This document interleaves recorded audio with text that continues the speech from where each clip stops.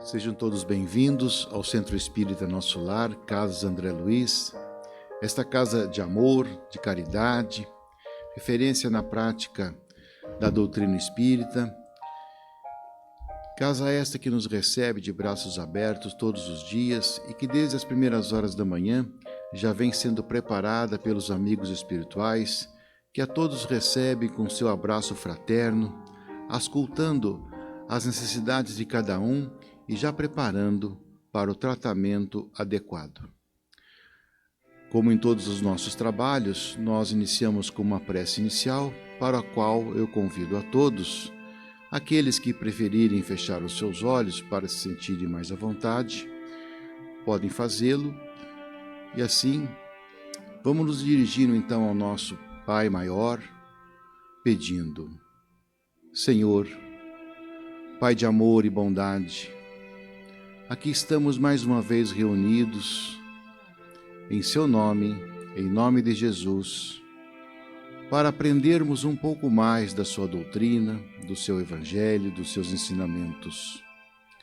Preparai-nos para receber um pouco mais de informação. Mantei-nos tranquilos, serenos, equilibrados, para que possamos estar sintonizados com o plano maior e receber todas as informações, todos os ensinamentos e todo o tratamento que a equipe espiritual nos transmite durante os trabalhos. Acompanhe-nos, Senhor, hoje e sempre. Que assim seja, graças a Deus. O tema da nossa palestra de hoje será a visita da verdade. Este tema foi extraído do livro Jesus no Lar, capítulo 25, de autoria do espírito Neio Lúcio, por psicografia de Chico Xavier. A palestra será apresentada pelo nosso companheiro Antônio Colado. Querido amigo, seja feliz em sua explanação. Obrigado. Bom dia, meus queridos amigos, a família que nós estamos formando aqui, como sempre digo, um suportando o outro, mas também aprendendo em conjunto, né? E como sempre digo também, hoje é dia de resgate, nós estamos a dupla aqui, para que diminua as nossas pendências. Hoje até é um tema um tanto quanto diferente. Confesso que quando eu vi o tema, eu falei, nossa, como que nós vamos preparar essa palestra? Mas a gente nunca está sozinho, né? Neio Lúcio, não sei realmente como que nós falaríamos, ele é um espírito que, através do Chico, ele encena alguns acontecimentos justamente no sentido de tentar esclarecer para que a gente faça uma reflexão baseado nos ensinamentos do mestre. E ali, a montagem da cena dele, ele faz dentro da casa de Pedro, quando todos aqueles que o seguiam e participavam do seu trabalho, ali se reuniam à noite e procuravam entender tudo aquilo que Jesus queria dizer naquele dia, nos seus ensinamentos. Imaginemos nós que hoje, que a gente tem um pouco mais de cultura, de evolução, ainda nós temos dificuldade em entender tudo o que ele trouxe para nós. Imagine naquela época, aqueles homens humildes, sem cultura, que só conheciam o labor do dia a dia, para entender tudo aquilo que aquele mestre falava, e inclusive sem que ele pudesse realmente explicar de uma forma completa, porque nós não estávamos preparados para entender. Então, o Neio Lúcio, ele monta essa cena, até diria um teatro benigno, em que através das histórias, das colocações que ele coloca Jesus como o ator principal, para tentar explicar através de exemplo aquilo que ele queria nos passar. E é justamente nesse capítulo que ele traz a visita da verdade. Eu não vou ler embora seja um capítulo bastante curto, que eu os convido a fazê-lo em casa, mas eu vou tentar resumir, porque se a gente não começar com a história que Neio Lúcio nos trouxe, nós não teríamos a base para desenvolver o nosso tema. Então, Neio Lúcio ele diz o seguinte, estou resumindo com as minhas palavras, tá, pessoal? Não com as palavras que constam lá. Jesus falava da verdade. Não é isso que nós aprendemos? Busque a verdade te libertará. E Pedro, ele tinha dificuldade de entender realmente que verdade é essa. Então, lá naquela noite, reunidos na casa dele, ele perguntou, mestre, o que é a verdade que o Senhor tanto fala? E Jesus responde, a verdade é a luz divina total. Difícil, né? Mas os homens ainda estão longe de suportar a sua luz. Como ele percebeu que ainda não haviam entendido o que ele estava dizendo, então Jesus passou a contar uma história para eles. Disse Jesus que em uma caverna sombria, ali vivia um homem, desde idos tempos, que vivia na pura escuridão. Mas era um homem que ele orava, pediu a Deus, e uma das coisas que ele pedia é que Deus o libertasse daquela caverna escura em que ele se encontrava, e principalmente que o tirasse daquele ar pesado, porque era um cheiro terrível, putrefato, e que aquilo o enojava, e era dia após dia ele sentindo aquele cheiro que lhe fazia mal, e ele pedia, Senhor, me tira desse lugar, me deixe enxergar a luz. E tanto ele orava e tanto pediu, que Deus se compadeceu dele e mandou para ele uma emissária chamada Fé. E a Fé ali chegou e disse para ele, falou da vida eterna, a vida não para aqui, continua. Acredita no futuro. Continue orando para você conquistar. A princípio aquilo serenou aquele homem e entendeu. Mas ele percebeu que ainda ele continuava naquele estado e aquilo lhe revoltava e logo ele começou novamente a gritar e pedir, me tira daqui, por favor, isso não é vida, eu não mereço isso, eu oro, eu sou forte, eu posso enfrentar as dificuldades, pode abrir a porta. Aí Jesus, então, mais uma vez, disse que Deus mandou para ele uma outra companheira, chamada Esperança. E a Esperança esteve com ele e disse, persista. Tudo vai passando com o tempo. Procure sempre ter força. Procure acreditar. Procure ter a persistência, porque tudo vai passando. Vamos em frente. Nós temos um futuro pela frente, mas se torna necessário prepará-lo hoje. Tenha paciência.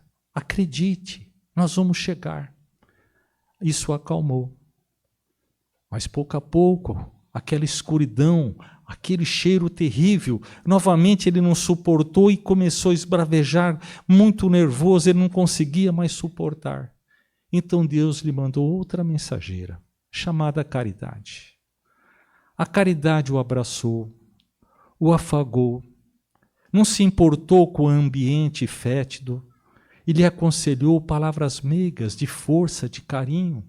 Era uma mãe, com todo o amor que pode ter em um filho, e ela se dedicou a ele, mostrando o carinho que ele era recebido e como que ele também era amado em o lugar que ele estava. Mas passado algumas horas, aquilo já não satisfazia. E ele ficou revoltado, esbravejando sobre a injustiça que ele sofria de viver naquele lugar.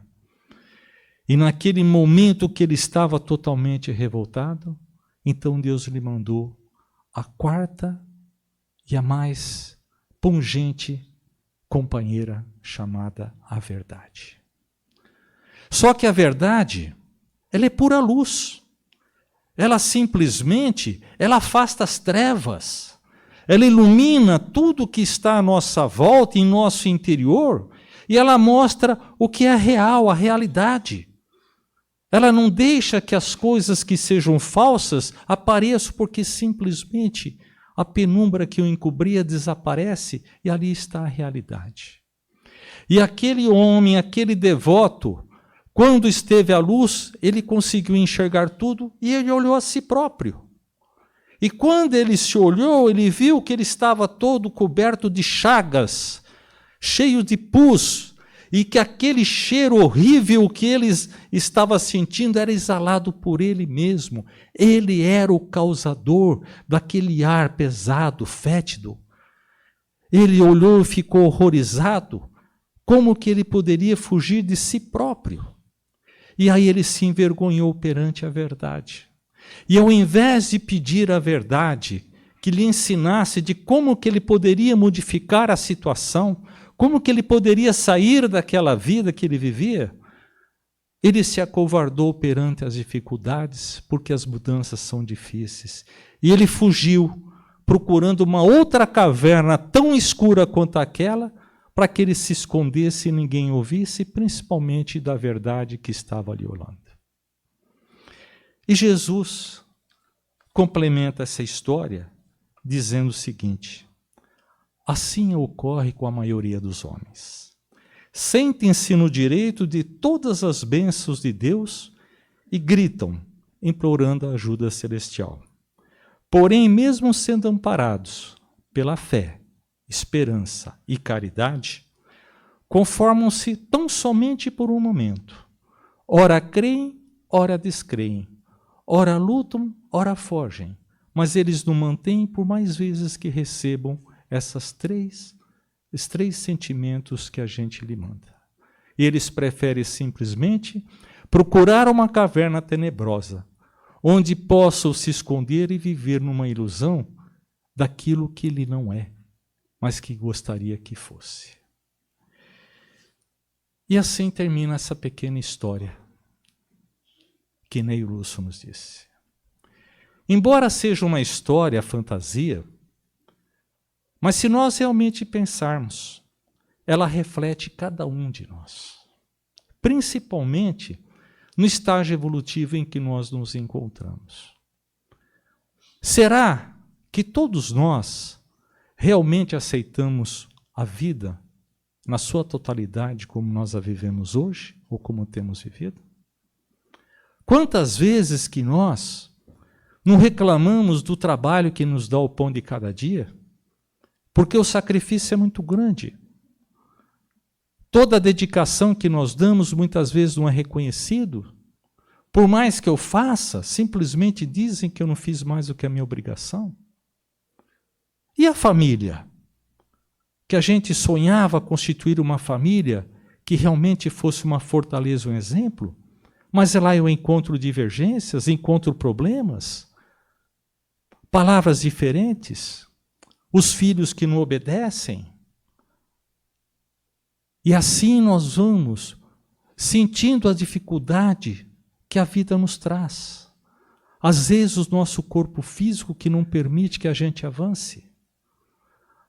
Aí o que nós fazemos? Reclamamos, porque nós temos o direito de reclamar. E com quem que nós reclamamos? Justamente com Ele. Como que pode Ele fazer uma justiça, nos colocando às vezes em uma vida tão difícil, onde nós encontramos amigos que nos traem, onde nós encontramos o desespero, onde muitas vezes os nossos sonhos de realização estão cada vez mais longe? Mas ao mesmo tempo eu enxergo pessoas que são piores do que nós, e eles conseguem tudo fácil. Onde está a justiça desse Pai amoroso? Por que Ele faz isso conosco? Quem de nós muitas vezes não reclamou pelas dificuldades que a vida nos apresenta? Quantas vezes? Então, quando a gente olha realmente essa história, e eu digo por mim, eu falo, meu Deus, Ele está falando de nós. Nós somos assim. E aí, quando nós vemos que aquele personagem, aquele devoto, ele recebeu os ensinamentos sobre a fé, sobre a esperança, sobre a caridade e até chegar à verdade. Será que nós também fomos presenteados com esses sentimentos, com esses ensinamentos? Será que fomos? Ou será que nós não podemos comparar porque não recebemos tais ensinamentos? Então vamos relembrar. Deus enviou para nós um irmão maravilhoso que trouxe simplesmente uma luz para mostrar a verdade, não foi? Primeira coisa que ele ensinou para nós, a fé. E Jesus, ele sempre nos disse que nós somos deuses, nós somos filhos de um Pai amado, que nos deu determinadas formas da gente agir e trabalhar, e uma delas é justamente o poder que nós temos de construir, de modificar, de fazer as coisas. Nós temos esse poder, mas nós só podemos fazer se a gente estiver imbuído da fé. Não dizia ele que se nós tivermos a fé do tamanho de um grão de mostarda, nós faríamos tudo o que ele fez, talvez até mais. Porque ele sabia que nós precisamos acreditar, ter a fé, e entender que nós somos filhos diletos de Deus e trazemos dentro de nós os poderes que nós temos de modificar, de construir, de fazer ou de destruir. Tudo vai depender da força que eu busco de mim dentro da fé. A fé move montanhas, montanhas de dificuldades, montanhas de lixo que nós colocamos no decorrer das nossas vidas, ali acumulando coisas que nós não necessitávamos, erros que a gente carrega até hoje. Mas quando nós temos a fé, nós realmente conseguimos vencer os obstáculos. A fé é a força que o Espírito tem para fazer, para modificar, para construir, para fazer aquilo que ele realmente gostaria de fazer. Creia e você consegue. Então nós recebemos sim, inclusive até através da doutrina que nos esclarece como que a fé é necessária em nossa vida para que a gente atinja os nossos objetivos. E nós podemos atingi-lo? Sim, não importa quanto tempo, mas nós podemos conseguir. Segundo, esperança. Jesus, no Sermão da Montanha, ele sempre nos disse que se a gente conseguir passar por esse pedaço que nós passamos, das necessidades, das dificuldades que nós precisamos realmente ter, e se nós aprendermos a colocar o bem e o amor em nossos caminhos, o nosso futuro vai ser um futuro de paz, de luz e amor, pois que nós fomos feitos para sermos felizes. Então ele nos dizia, bem-aventurado aqueles que têm fome de sede e justiça, bem-aventurado aqueles que sofrem. E também dizia, bem-aventurados os misericordiosos, bem-aventurados os mansos de coração. E a esperança não é algo simplesmente feito de promessas. A esperança, ela é algo real, pois ela está de acordo com as leis divinas, e a esperança é justamente aquela força que faz que mesmo nos piores momentos, nós sabemos que tudo passa, e que o tempo simplesmente vai nos permitindo que a gente encontre caminhos que possam nos trazer segurança, trazer paz, e trazer algo que nós possamos alcançar. A esperança, ela não funciona de forma estática, em que nós aguardamos que tudo aconteça, mas ela simplesmente nos faz ser ativos, para que a gente busque, sabendo que nós iremos conseguir, através do conhecimento, através da prática da caridade, através simplesmente de buscar o amor e colocar dentro de nós. Por isso que a esperança dizia ao devoto, persiste, se fortaleça, vá em frente, pois você vai conseguir. Pois todos nós, sem exceção, fomos destinados a vencer todos os empecilhos dos nossos caminhos. E por fim, o que ele nos trouxe? caridade. Jesus, ele foi o exemplo vivo da caridade. Jesus, ele curava os doentes que traziam seus problemas físicos quanto seus problemas emocionais. Ele atendia a todos aqueles que sofriam, não importava o que ele era. Jesus nos ensinou a amar como ele nos amava. Ele nos amava as pessoas que erravam. Ele amava os assassinos. Ele amava os sofredores. Ele amava até aqueles que faziam o mal, porque ele sabia que dentro de cada um de nós existe uma luz que nós temos que buscar.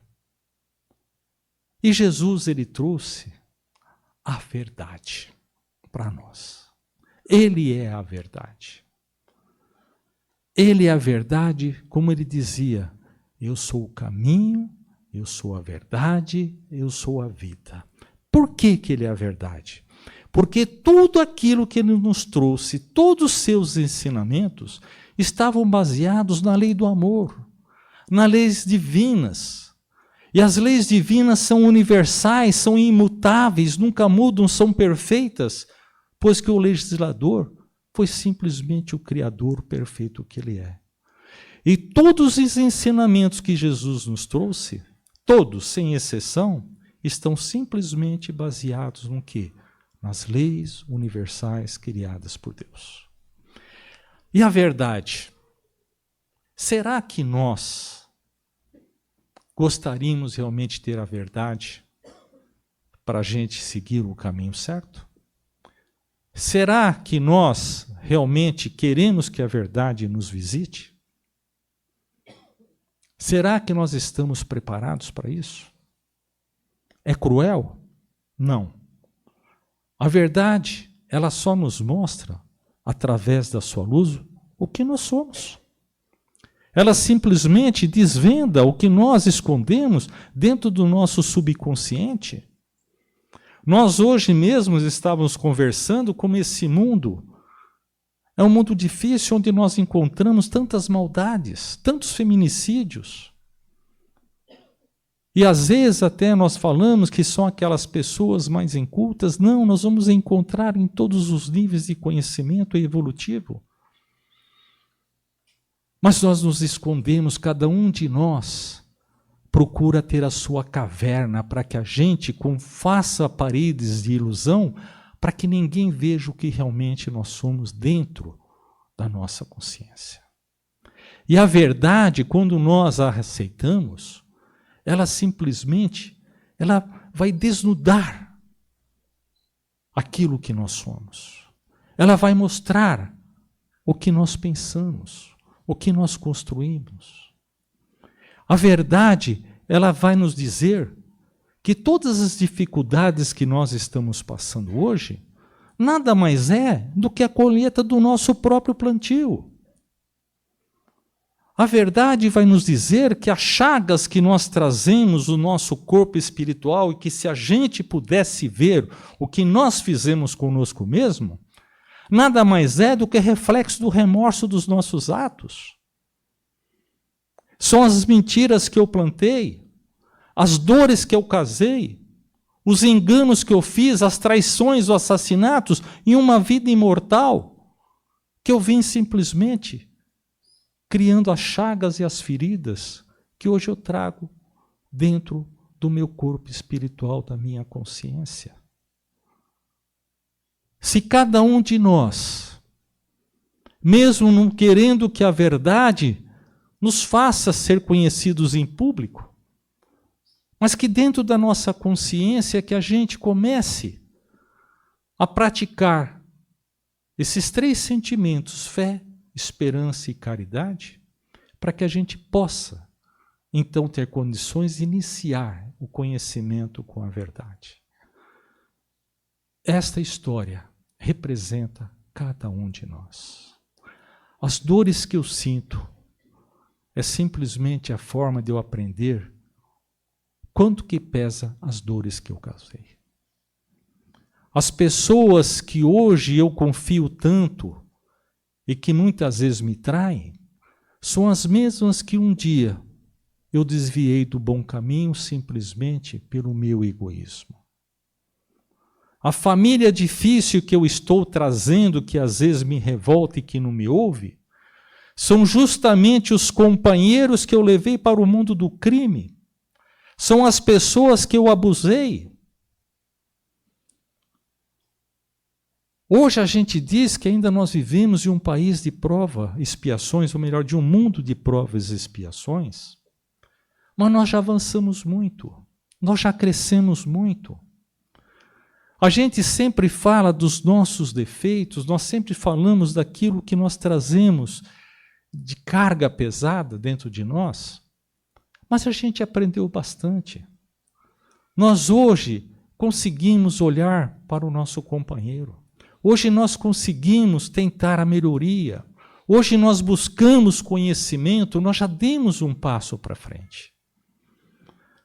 Aí quando nós falamos que simplesmente aquele corpo chagado, purulento, fétido, putrefato, é nosso, nós falamos, quando foi que eu fiz isso? Simples. Vamos olhar a história. Nós estamos, há séculos atrás, nós éramos tão maus que a gente empalava as pessoas para morrerem aos poucos porque nós odiávamos. Se a gente volta lá na primeira história, se construíam touros de bronze e colocava as pessoas que a gente odiava e punha no fogo para a pessoa ser cozida aos poucos. A gente se divertia jogando os pobres cristãos para que as feras os atacassem e a gente simplesmente ululava com aquele espetáculo maravilhoso das feras despedaçando aqueles corpos. A gente incendiava as pessoas vivas. Quem eram essas pessoas? Quem? Nós. Hoje nós nos horrorizamos quando a gente olha para trás. É sinal que a gente cresceu. É sinal que nós estamos aprendendo a ter consciência. Mas isso não quer dizer que nós já somos santos. Nós temos ainda que buscar a cura das chagas que nós viemos fazendo em nós próprios. E como que a gente faz esse tratamento? É justamente tomando os remédios necessários, muitas vezes amargos. É eu sentir na minha pele o que eu causei a outro. E não basta só isso, é eu resgatar tudo o que eu destruí. É eu tentar remontar a pessoa que eu desmontei. Eu buscar o perdão daqueles que na minha vida eu simplesmente machuquei. Se hoje nós falamos em feminicídio, imagina o que nós fizemos no passado quando nós tínhamos o poder de propriedade. Quantas crianças que nós destruímos. Então, quando a gente recebe os nossos rebentos, muitas vezes revoltados, aquele espírito traz, muitas vezes conosco, um ódio mortal por aquilo que nós fizemos ele passar em encarnações passadas. E agora nós estamos tendo a oportunidade de aprender a conviver, de resgatar. E assim é que, pouco a pouco, nós temos a oportunidade de simplesmente ir curando as nossas feridas, tirando esse peso, essa carga pesada que nós próprios construímos, para que um dia a gente possa, sim, se ver livre dessas chagas, e é justamente o dia que nós estaremos irmanados em todas aquelas pessoas que cruzaram um dia os nossos caminhos e que nos perdoaram, que perdoamos, que aprendemos a conviver. Por isso que essa mensagem nos traz. Que a gente precisa incutir dentro da nossa personalidade a verdadeira fé. Buscar a fé. Entender o que é a fé. A fé é a força que nós temos para continuar em frente, é saber Eu consigo, não importa quanto tempo que eu vou levar para arrumar, mas eu consigo porque eu tenho essa força, que essa é a força do Espírito. Sem a fé, nada se constrói, nada se faz, nada se progride, nada se evolui. Segundo, esperança. O Chico já não dizia para nós, tudo passa. Joana de Ângelo diz para nós, a vida ela vai mudando, ela tem uma sequência diferente, como se cada capítulo, cada ano que vai passando, traz novidades para nós. Então, nós sempre temos o amanhã. Hoje não é o amanhã, hoje é hoje.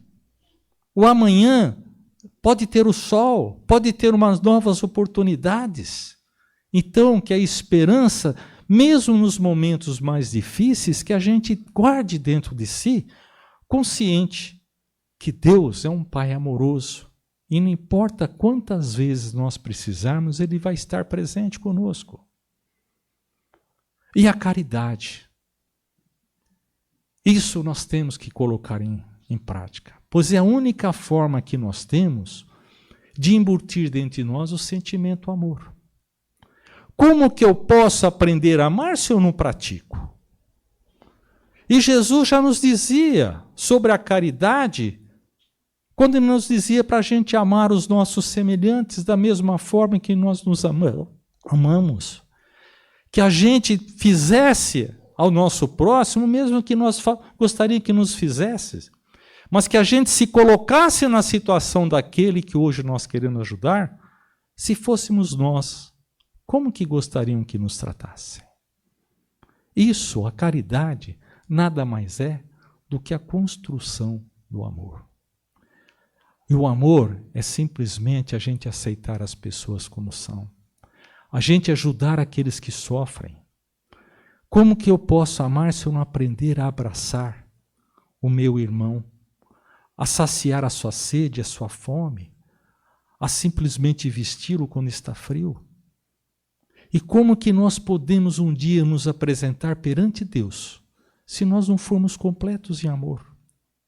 Então, quando nós falamos da cura, ela funciona resgatando aquilo que nós fizemos, refazendo o que nós destruímos, mas ao mesmo tempo modificando a nossa personalidade através da reforma íntima. Então, que a gente busque em nós esses 3 sentimentos. Não esperemos que a verdade apareça em uma hora em que nós estejamos preparados, que é a forma do despertamento. Mas que a gente, pelo menos, faça a visita até a verdade, para que ela nos ensine qual que é o caminho melhor que eu devo seguir. E a verdade, gente, ela não aceita ilusão. A verdade não aceita desculpas esfarrapadas. A verdade, ela mostra só o que é real. Ela é uma luz divina total, como disse o nosso Mestre Jesus. E hoje eu entendo que essa simples palestra, esse simples conto nada mais é do que nos chamar à verdade dentro de cada um de nós, para que a gente faça o reflexo. E quando cair o desânimo na nossa vida, quando a gente tiver vontade de reclamar das dificuldades, quando a gente tiver vontade de desistir, lembre da visita da verdade. Será que o que eu estou passando não é justamente o reflexo daquilo que eu sou, daquilo que eu fiz e que eu estou tendo a oportunidade de modificar? É muito fácil julgar aquele que bateu. Mas nós também, durante muito tempo, batemos. E a gente esquece quando bate, mas ninguém esquece quando apanha. E hoje nós estamos passando na fase em que nós estamos apanhando para aprendizado. Mas só para encerrar, que já deu horário, né, meu amigo? Aí ficou uma dúvida. Os senhores entenderam a história que Ney e o Lúcio nos contou? Ela terminou? Onde será que está aquele personagem? Será que ainda ele está naquela caverna que ele se escondeu? Será que ele ainda não quer se mostrar para que ninguém veja as suas chagas? O que os senhores acham? Ney e o Lúcio não terminou para que cada um de nós nos colocássemos, se fôssemos nós. O que nós faríamos? Eu digo que provavelmente ele já está conseguindo ver a luz. Porque uma coisa aqui que não consta na história, mas que nós conhecemos. Jesus deixou muito claro que nenhuma ovelha será perdida na casa do meu Pai. Por mais que ele possa se esconder, por mais que ele possa colocar a capa da ilusão sobre si, mas ainda existe a ligação do Pai com o Filho.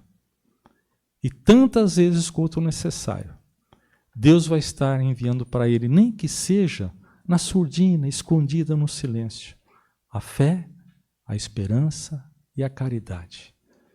E se nós percebemos, nós ainda vivemos na nossa caverna, mas ele continua mandando para nós, de uma forma indireta, a fé, a esperança e a caridade. Que nós tenhamos ouvidos de ouvir, olhos de ver e um coração com vontade de aprender e seguir em frente. Muito obrigado, pessoal. Que Deus os abençoe.